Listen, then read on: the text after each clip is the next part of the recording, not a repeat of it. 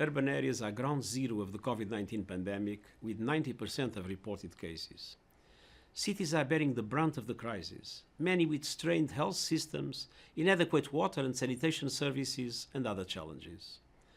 This is especially the case in poorer areas, where the pandemic has exposed deeply rooted inequalities. But cities are also home to extraordinary solidarity and resilience. Strangers helping each other, streets cheering in support of essential workers, local businesses donating life-saving supplies. We have seen the best of the human spirit on display. As we respond to the pandemic and work towards recovery, we look to our cities as hubs of community, human innovation, and ingenuity.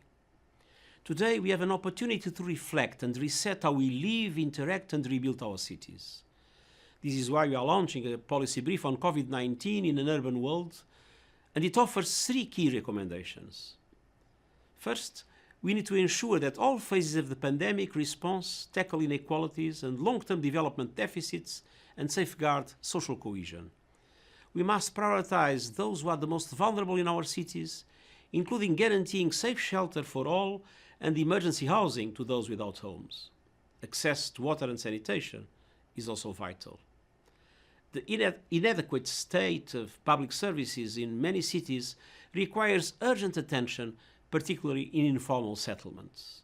Nearly 1/4 of the world's urban population lives in slums.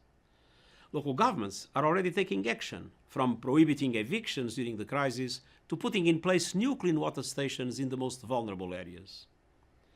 Second, we must strengthen the capacities of local governments. This requires decisive action and deeper cooperation between local and national authorities.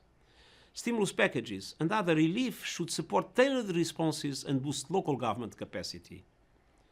Third, we must pursue a green, resilient, and inclusive economic recovery.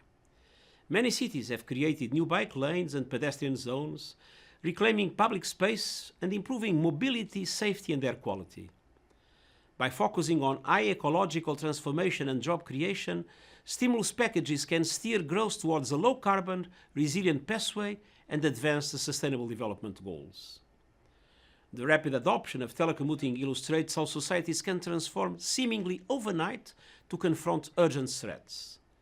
We must act with the same urgency and resolve to transform cities and address the climate and pollution crisis. Now is the time to rethink and reshape the urban world.